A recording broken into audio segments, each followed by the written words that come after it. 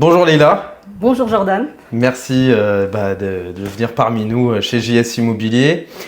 Aujourd'hui, on va donc parler Dubaï, immobilier à Dubaï. Comment investir à Dubaï? Quels sont les avantages, les inconvénients, l'évolution du marché?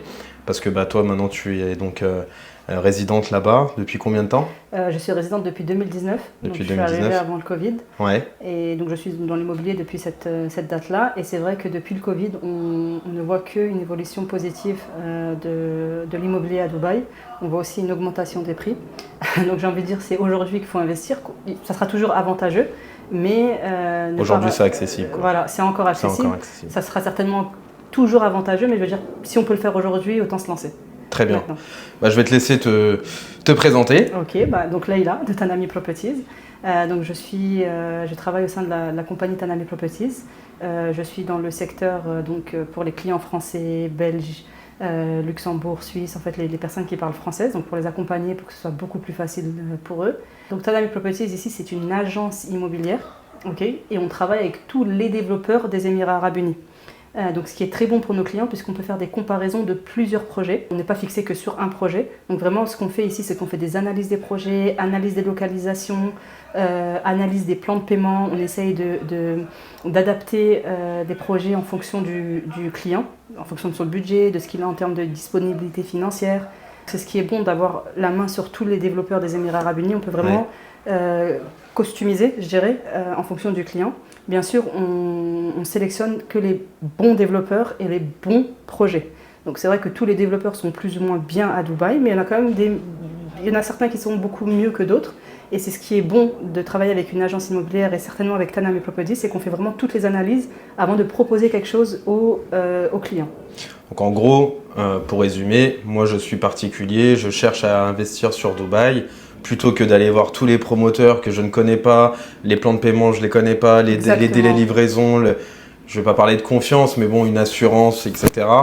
Vous ciblez par rapport justement aux besoins, aux envies du particulier, du client, et vous allez proposer justement donc les meilleurs promoteurs, les meilleurs programmes en fonction de chaque profil en fait. Exactement, en fonction du profil, on va faire 2-3 propositions. On va dire voilà, par exemple, vous avez tant de budget, donc vous pouvez partir sur ce projet ou ce projet, et ensuite on va expliquer les deux projets, la localisation, le plan de paiement. On va peut-être donner aussi un avis personnel. Moi je serais plutôt partie sur ce projet avec votre budget parce que ABC, ou voilà. Mais en fait, en tout cas, on fait vraiment des analyses personnelles pour chaque client. Très bien. Du coup, l'évolution de Dubaï depuis le Covid, justement. Elle est là, l'évolution de Dubaï, elle est là. On a une évolution sur pas mal de choses, que ce soit en termes de localisation, par rapport à l'économie. Tout évolue à Dubaï, il y a même pas mal de lois qui ont changé. Les plus gros avantages à Dubaï? Pourquoi investir à Dubaï? Les plus gros avantages à Dubaï, c'est qu'il n'y a pas de taxes. Il y a zéro taxe à Dubaï. Vous avez des ROI, c'est-à-dire des retours sur investissement, aujourd'hui estimés entre 8 à 13% en fonction du projet et sans taxe. Donc c'est vraiment pourquoi ici tout le monde investit à Dubaï. Ce sont les retours sur investissement et les éventuelles plus-values que vous allez pouvoir faire sur ce que vous achetez. Donc je crois que dans le monde entier, vous n'avez pas ce genre de retour sur investissement. Et il faut savoir aussi que ce qui est bon avec Tanami Properties, c'est que ici, quand vous allez acheter avec nous, on s'occupe de tout. Vraiment, on fait le suivi de tout. On fait le suivi, donc on vous fait la vente, on vous explique le plan de paiement, on vous fait les contrats, on fait le suivi du chantier. Une fois qu'il y a la remise des clés, on vous ouvre le gaz, l'électricité, la climatisation. S'il y a besoin de meubler, on a un designer intérieur, on vous fait l'ameublement. Ensuite, donc on aura déjà fait la remise des clés entre-temps, on vous trouve le locataire, que ce soit en Airbnb, à short terme ou à long terme. On le met à la location, on fait le nettoyage. S'il y a besoin de le revendre, on s'occupe de le revendre aussi. Vous n'avez même pas besoin de venir à Dubaï pour investir. C'est-à-dire que moi, 95% de mes ventes, honnêtement, je le fais par téléphone. Donc, on fait vraiment tout. Vous avez juste à investir, faites les paiements, on fait le suivi du plan de paiement avec vous. On est en contact, on reste en contact avec le développeur pour vous. On vous demande même si vous voulez ne pas contacter le développeur, on peut le faire pour vous, parce que si elle la barrière de la langue anglaise. Donc vraiment, on fait vraiment tout pour le client. Ok, très bien. Tout à l'heure, tu parlais donc de plan de paiement. Est-ce que tu peux nous expliquer, pour ceux qui ne connaissent pas, Qu'est-ce qu'un plan de paiement? Et qu'est-ce qu'un plan de paiement? Alors ici, un plan de paiement, vous avez plusieurs plans de paiement. Vous avez des plans de paiement qui vont être post-handover et des plans de paiement qui vont être durant la construction seulement handover. C'est-à-dire, donc ici, post-handover, c'est des plans de paiement qui sont très très intéressants puisque en fait, ça va être des facilités de paiement données par le développeur, sans intérêt. Donc vous allez payer un premier acompte, soit de 10, soit de 15, soit de 20, soit de 25%. Et puis ensuite, vous allez suivre le plan de paiement. Le plan de paiement, ça peut être ensuite du 1% par mois pendant une date donnée, plusieurs mois donnés, ou ça va être 5% tous les 3 mois, ou 5%, ça va dépendre en fait du plan de paiement. Je vais vous donner un exemple concret. On va partir sur le plan de paiement de Peace Home, qui est l'un des plans de paiement très attractifs aujourd'hui et très intéressant. Il va vous falloir donc un premier acompte de 20%, plus les 4% de frais de DLD. Donc, comme je vous expliquais, il n'y a pas de taxe à Dubaï, mais vous allez quand même payer les frais de DLD qui sont l'équivalent, on va dire, pour faire comprendre aux Français ou à une personne qui n'est pas à Dubaï, l'équivalent des frais de notaire. Ensuite, vous allez payer... Qui sont de combien? 4%. Ensuite, vous allez payer 1% par mois pendant 80 mois. Donc, c'est comme si en fait, vous avez des mensualités. Vous allez avoir les clés à une date donnée. Donc, pour le Peace Home, vous avez un projet qui s'appelle Peace Lagoon. Vous avez donc du 20%, donc du 20% d'acompte et ensuite 80, le reste sur 80 mois. Vous allez donc payer, donc la remise des clés est prévue pour le juin 2027. Donc vous allez payer tous les mois jusqu'à 2027, 1%, 1%, 1%. En juin 2027, on devrait recevoir les clés. Quand on reçoit les clés, donc à partir de là, on commence à le mettre à la location. Donc on va rencontrer une forme d'autofinancement partiel ou total. Donc ça va être le locataire qui va vous aider certainement de finir de payer le plan de paiement jusqu'à compléter les 80 mois. Donc ça, c'est pour le post-handover. Ça, c'est le post-handover. En gros, le post-handover, je récupère les clés avant la fin de la facilité de plan de paiement. Exactement. Un handover, c'est en général, vous allez payer 60% pendant la construction, 40% à la remise des clés. Mais ça reste quand même une facilité de paiement du développeur parce que vous ne passez pas, pendant les 2 ans de construction ou les 3 ans de construction, vous ne passez pas par une banque qui va vous demander des intérêts, sachant que le taux d'intérêt est assez élevé aujourd'hui. Pas de documents non plus, c'est accepté à tout le monde, il suffit juste d'avoir un passeport. Passeport, adresse email, adresse postale, numéro de téléphone. En fait, ici à Dubaï, ils veulent avoir le plus d'investisseurs. En fait, c'est un pays, on l'appelle un pays, c'est un pays d'avenir. Je ne sais pas si on peut dire ça comme ça, mais en tout cas, voilà, ils veulent que ce soit accessible au monde entier. Donc pour ça, il faut forcément donner des facilités. Et donc, tous les investisseurs sont la bienvenue à investir à Dubaï. Comme je l'ai expliqué, on n'a pas besoin d'être sur place pour pouvoir investir. Donc là, une fois qu'on s'est appelé au téléphone, qu'on a étudié le projet, qu'on est partant, qu'en termes d'acompte, c'est OK, en termes de booking, c'est OK, adresse email, adresse postale, numéro de téléphone et passeport. Vous pouvez m'envoyer tout ça par WhatsApp ou par email et c'est dans la boîte. Ça prend vraiment 5 minutes pour faire le reste. Et c'est moi qui m'occupe de tout. Je vous envoie tous les documents, je m'occupe de tout avec le développeur. Vous avez vraiment il n'y a aucun souci à vous faire. Aucune démarche à faire. Ok. Donc le plan de paiement, il est accepté à tout le monde. Il est accepté à tout le monde. Il suffit juste de respecter, bien évidemment, le plan de paiement. Parce qu'on va me dire, oui, mais qu'est-ce qui se passe si je rate une échéance, par exemple? Vous allez déjà, le développeur va vous envoyer un petit message. Voilà, n'oubliez que vous n'avez pas payé telle date. Merci de vouloir de le payer. Si vous répondez, tout se passe bien. Si maintenant vous prenez encore plus de temps, il est possible que vous preniez des pénalités. Donc le pourcentage de pénalité, c'est en fonction du développeur et du projet. Mais après, si vous avez un retard de paiement, me prévenir peut-être un petit peu en avance. Et dans ce cas-là, on voit avec le développeur. S'il y a des pénalités, je vous dirai le montant de pénalité, mais c'est pas parce que vous n'avez pas payé le mois même que vous allez perdre votre unité sur le tas. Sécurité quand même, il y a des avertissements, il y a un échange qui est fait au préalable. Ça ne vous est pas retiré brutalement. J'ai rarement vu ça, mais il faut quand même prévenir en avance, c'est le minimum. C'est normal. Il y a une facilité, du coup, derrière, c'est normal que aussi ça soit plus rigide qu'autre part, ou qu'il n'y a pas d'intérêt, donc forcément, il faut que le développeur aussi il puisse savoir où il va avec vous, et si à un moment donné il ne sait plus, Et oui, parce qu'il faut savoir que le développeur, c'est vraiment, on va dire, ce qu'il est en train de faire, c'est un cadeau. Il n'y a personne dans le monde entier qui va vous dire, ok, je vous donne une facilité de paiement, on vous prend et tout ça. Donc les gens disent, ouais, mais c'est peut-être une arnaque, mais non, en fait, c'est eux qui vous facilitent, Ouais. c'est eux qui ont peur de se faire arnaquer, donc Bien sûr. arnaquer, pardon. Donc c'est pour ça qu'il faut suivre le plan de paiement, que vous passez devant la DLD en termes d'enregistrement, et c'est pour ça que vous payez les 4% de frais de DLD, pour que tout ça soit clean et net au niveau du gouvernement, du développeur, entre le gouvernement, le développeur et le client, sachant que Dubaï c'est un pays très strict en termes de règles, il faut respecter les règles, le gouvernement prend soin de tout le monde, ils sont vraiment dans la citoyenneté, je dirais, je ne sais pas si on dit ça comme ça en français, mais en tout cas, le citoyen est très important aux yeux de Dubaï, donc on fait vraiment attention à lui. Quand quelqu'un investit à Dubaï, on ne veut pas qu'il soit déçu de Dubaï. Donc forcément, le gouvernement il va mettre des protections pour le développeur, mais comme aussi pour le client. Enfin, surtout pour le client, mais comme aussi pour le développeur. Parce que le développeur il vous donne des facilités de paiement, le client il disparaît pendant X mois, le développeur il va se retrouver dans une situation aussi, Bien sûr. vous voyez. Mais c'est à part égale, c'est-à-dire sur les deux côtés, Dubaï fait très attention à tout le monde en fait. C'est la beauté de Dubaï, c'est la richesse de Dubaï. Ouais. Le mélange de culture, le mélange de religion, le respect qu'il y a entre nous, enfin mutuellement, le respect de la femme, le service, la propreté, la sécurité. C'est des choses pour lesquelles tout le monde vient aujourd'hui se poser à Dubaï. Ouais, c'est ce que tout le monde recherche aujourd'hui. Et puis c'est vrai qu'au fur et à mesure du temps, c'est quelque chose qui s'estompe dans beaucoup de pays. Oui, malheureusement, exactement. Beaucoup chez nous aussi. Hein. C'est vrai qu'on se plaint beaucoup pour la sécurité, pour le service aussi.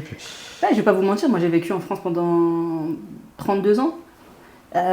Aujourd'hui, quand je vivais en France, je me rendais pas compte en fait. Mais maintenant que j'ai vécu en France et à Dubaï, et que c'est 4 ans, c'est pas non plus énorme. 4-5 ans, c'est pas énorme.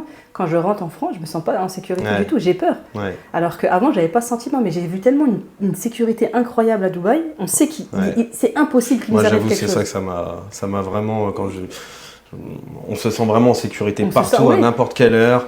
Il y a des histoires qui sont improbables où il y a des gens qui laissent leur coffre ouvert au mall avec et puis c'est pas les courses de Carrefour hein, avec des grosses marques etc. Il a oublié de fermer son coffre, il est revenu, il n'y a rien qui a disparu. L'histoire aussi que les femmes puissent se balader toutes seules, tranquilles, il y a zéro. C'est un pays qui est assez ouvert maintenant d'esprit, c'est-à-dire qu'en plus ils changent pas mal de règles, bon c'est peut-être pas le sujet mais en tout cas la sécurité, je vous le dis par expérience, avant j'avais pas peur en France, je me disais on est en France quoi. Mais maintenant que j'ai senti la sécurité à Dubaï, je vous assure honnêtement on se sent pas en sécurité en France ou comme dans d'autres pays. On crache pas sur la France. Non, je parle comme d'autres pays, non, la France c'est un très beau pays. Européen ou même du monde de toute façon. Mais donc voilà, ça, et c'est l'une des raisons pour laquelle je dirais, les gens viennent aussi s'installer à Dubaï. Il faut savoir que depuis l'année dernière, vous avez à peu près 25 000 personnes en fait, qui s'installent tous les trimestres. C'est énorme. C'est énorme et c'est pour ça qu'il ne faut pas croire le gouvernement s'il autorise toutes ces constructions parce que les gens disent mais il y a beaucoup de constructions, ça va pas se louer. C'est qu'il y a des analyses qui font derrière. Le gouvernement de Dubaï est très intelligent, il sait très bien ce qu'il veut. Il veut que son pays soit le pays le plus coté au monde, le plus reconnu, le plus propre, où est-ce qu'il y a le plus d'investisseurs, le plus de millionnaires, et c'est ce qui est en train de se passer aujourd'hui. Et si aujourd'hui il autorise toutes ces constructions, c'est qu'il sait très bien ce qu'il est en train de faire, c'est qu'il y a des plans derrière. Et là, on le voit depuis l'année dernière, 25 000 personnes par trimestre, c'est pas négligeable. Ils sont en train de faire l'aéroport le plus grand du monde. Ils sont en train de faire un nouvel aéroport le plus grand du monde. Ils prennent tout le temps les meilleurs archis, les meilleurs techniciens, les meilleurs dans tous les domaines en fait. Exactement. Que ce soit dans la santé, dans la technologie, dans la construction. C'est vrai que ça devient un pays premium avec vraiment... c'est le pays du fût, comme ils disent les jeunes, c'est le turfu. Ouais, c'est exactement ça. C'est ça, c'est le pays du fût. Mais c'est vraiment un pays où, voilà. Même un exemple concret, là, je suis revenue en France, j'ai été dans quelques pays d'Europe. Même le fait est, par exemple, de sortir, je sais pas, à 20h à dîner avec les amis, à 22h, c'est fini. À Dubaï, non, vous avez jusqu'à minuit, 1h du matin. Donc ça...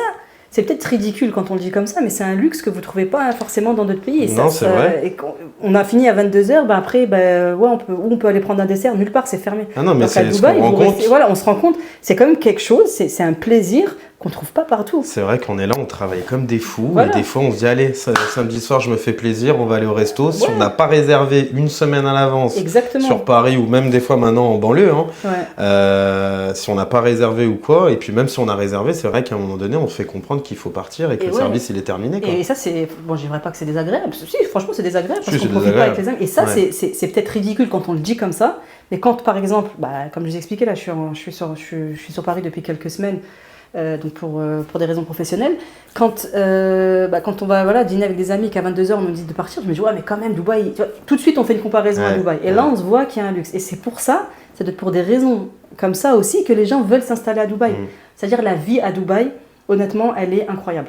Je ne dis pas ça pour vendre Dubaï ou quoi, mais c'est une vérité. De toute façon, il y a des faits. Il y a des faits. C'est juste incroyable. Il y a des services, des facilités qui ne sont nulle part ailleurs que Dubaï. C'est la richesse de Dubaï. Moi, c'est vrai qu'au début, Dubaï, et le côté superficiel, tout ça, on se dit, ah ouais, mais quand même. En fait, on ne sait pas. Et quand on va sur place, moi, je sais que la première fois que j'y suis allé que 5 jours, 6 jours, parce que justement, on avait peur de faire vite le tour ou autre. Mais en fait, mais il y a deux côtés à Dubaï. On ne réfléchit plus à tout ça, au superficiel, etc. Et on voit, oui, le nombre de services, les activités, les restaurants. En fait, il y en a pour tout le monde. Exactement. Toutes les classes sociales, toutes les religions, toutes les nationalités. Il n'y a aucune barrière, en fait, même barrière de la langue et tout ça. Il n'y a aucune barrière. Exactement. Et c'est vrai que c'est ça qui... On s'y sent tout de suite bien. Vrai. Et tout est accessible. Alors, on pense que oui, le luxe, oui, c'est une ville luxueuse. Mais... Il n'y a pas que ça en fait, il y a d'autres côtés. À Dubaï. Vous avez 2 points à Dubaï. C'est certes, vous avez une partie où c'est vraiment luxueux, show-off comme on dit. Ça, c'est une catégorie de personnes qui aiment ça et qui disent bon, il n'y a pas de souci. Mais moi, par exemple, je le vois, moi et mes amis, on n'est pas du tout dans ce genre-là. Et on fait des choses qu'on pourrait faire en France, mais en sécurité, dans un cadre beaucoup plus agréable. Par exemple, tout simplement aller au restaurant et rester plus longtemps à table. Ça, c'est peut-être un luxe. Peut-être ridicule pour quelqu'un, mais qui a de la valeur pour d'autres. Bien sûr. Donc, il y a 2 côtés à Dubaï. C'est vrai que la première fois quand on vient, on va voir que les hauts buildings avec les lumières et tout ça, mais une fois qu'on y vit, une fois ou que les personnes qui ont des enfants ou quoi, il y a 2 côtés à Dubaï. Et il y a un côté culturel, il y a un côté religion, il y a un côté respect. Et ce côté-là est en train de prendre j'ai l'impression qu'il est en train de prendre le dessus. Parce que le côté show-off, pour moi, de ce que j'ai vu, de mon analyse, de mon point de vue, donc je le précise parce que chacun voit les choses différemment, tout ce qui est show-off, les gens, ils vont s'en... C'est éphémère. C'est éphémère et à un moment donné, ils vont se dire, vous voyez, oui, alors on recherche d'autres choses. Si on prend l'autre côté, vous voulez rester beaucoup plus longtemps. Sécurité, service, exactement. Santé, culture... c'est pareil, les écoles, je pense que le level, il est beaucoup plus, il est différent du level de d'autres dans d'autres pays. Donc certes, les écoles sont payantes, mais en général, les enfants déjà ils ressortent avec plusieurs langues. Faut dire ce qui est. Je veux pas encore dénigrer aucun pays, mais quand on est sorti, moi perso, quand je suis sortie de la primaire, je parlais pas anglais, quoi. Ah ouais, ça c'est clair. Alors qu'ici, quand ils sont en maternelle, ils commencent à parler anglais, arabe, espagnol si on les met dans une école espagnole, française pour les enfants qui sont nés s'ils parlent. Donc vous voyez, il y a vraiment une richesse, c'est ça. Il y a une richesse que vous ne trouverez pas ailleurs, c'est Dubaï. Okay. Et le truc, c'est que Dubaï réunit beaucoup de richesses. Et c'est pour ça qu'il y a tout ce monde-là qui vient à Dubaï. Et c'est pour ça que l'immobilier aujourd'hui à Dubaï est très intéressante et très importante. Ok. Très bien. Merci pour ce premier entretien. Avec plaisir. De toute façon, restez branchés. On va faire plusieurs vidéos, plusieurs podcasts pour pouvoir justement vous emmener avec nous à Dubaï et vous donner vraiment tous les tenants, les aboutissants avec Leïla qui est donc là-bas et qui connaît bien son domaine. et voilà. Merci. Merci.